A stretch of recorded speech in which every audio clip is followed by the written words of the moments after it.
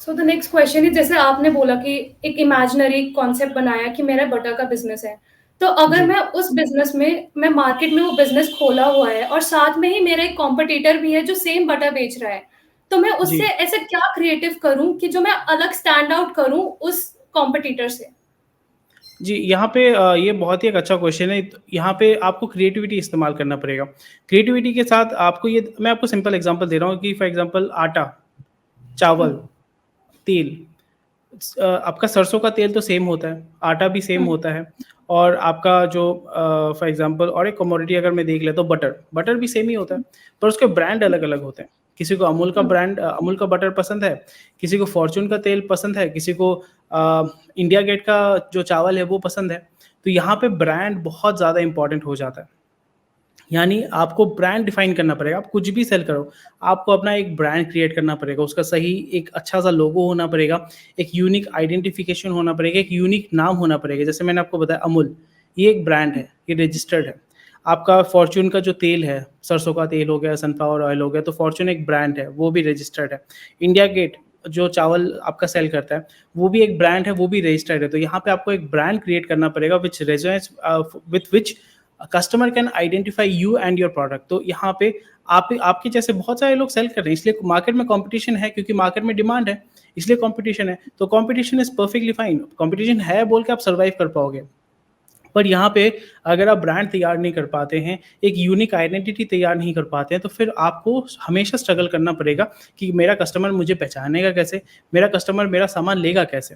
और ये तो हो गया नंबर वन चीज़, जैसे आप आइडेंटिफाई कर पाते हो, कस्टमर आपको आइडेंटिफाई कर पाता है। उसके साथ साथ आपको अच्छा कस्टमर सर्विस देना पड़ेगा। कस्टमर आपसे अगर ले रहा है, इनिशियली आपने, ऐसा टिपिकली ज़्यादातर ब्रांड के साथ होता है, इनिशियली बहुत अच्छा कस्टमर सर्विस दिया, बट जब आप नाम हो जाता है ना, फिर जो कस्टमर के बारे में भूल जाता है, ये कभी नहीं होना हुँ, चाहिए। इसलिए आप देखो, अमेज़न इतना बड़ा ब्रांड है। आप अमेज़न में आपने 4 साल पहले भी जो सामान खरीदा था, मेबी आपने ₹40 का सामान खरीदा या आपने 40,000 का सामान खरीदा, आपको अच्छा मतलब एक ही जैसा कस्टमर सर्विस मिलेगा।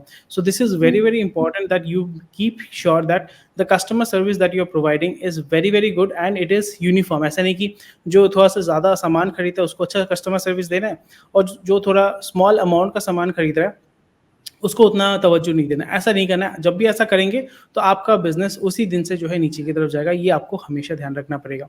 एंड जैसे ओके, मैंने बताया कि आपको समझना पड़ेगा कि आपका कस्टमर चाहता क्या है, आपके कस्टमर का प्रॉब्लम क्या है। जैसे ऑलरेडी मैंने बताया कि बटर के हुँ, एग्ज़ाम्पल में मैंने बताया कि मेबी जो कस्टमर है उसको वो बटर को लेके ट्रैवल करना चाहता है। मेबी ऐसे रिमोट एरिया में रहता है जहाँ पे रेफ्रिजरेशन अवेलेबल नहीं है। उसको जल्द मतलब अगर वो लेके जाता है वहाँ पे खोल के कंज़्यूम करता है, तो उसको स्टोर नहीं कर पाता है। तो जैसे मैंने बताया कि अगर आप वैक्यूम सील करते हैं, तो उसमें लीकेज का कोई दिक्कत नहीं है। उसमें आपका जो प्रिज़र्वेशन भी हो जाता है और उसी के साथ-साथ जो है उसको बहुत ही आसानी से हम कैरी कर पाते हैं। तो इसी तरीके से आपको वैल्यू एडिशन करना पड़ेगा। कस्टमर का जो पेन पॉइंट है उसको समझ के नए-नए इनोवेशंस आपको करने पड़ेंगे और आपके कस्टमर का प्रॉब्लम आपको सॉल्व करना पड़ेगा। तो इसी के माध्यम से आपका जो मार्केटिंग का मेथड है उसको आप क्रिएटिव तरीके से आप नए-नए तरीके से इवॉल्व भी कर पाओगे, अपने बिज़नेस को भी इवॉल्व कर हुँ, पाओगे और अपने मार्केटिंग को भी आप इम्प्रूव कर पाएँगे। इसमें ऐसा नहीं कि बहुत ज़्यादा लाख-लाख रुपए खर्चा होता है, ऐसा कुछ नहीं है, जस्ट बेसिक।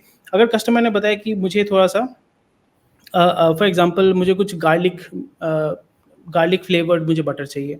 फिर आपने हुँ, कस्टमर को बताया कि गार्लिक फ्लेवर्ड अगर आप घर में बनाना चाहते हैं तो ऐसे बना सकते हैं और जो बटर है, बटर से आप बच्चों के लिए ऐसा खाना बना सकते हैं या जो एजेड हैं जिनको डाइजेशन का इश्यू है, उनके लिए बटर से आप ऐसा हुँ, खाना बना सकते हैं। तो इस तरीके का जब कंटेंट तैयार करेंगे ना या इस तरीके से आप जब अपने कस्टमर को हेल्प करेंगे या मार्केटिंग करेंगे, लोग उसको शेयर करते-करते देखो आप हज़ारों लाखों लोगों तक बहुत ही आसानी से पहुँच जाएँगे। सो this is how you can use content and you can very easily reach a lot of people using creative marketing.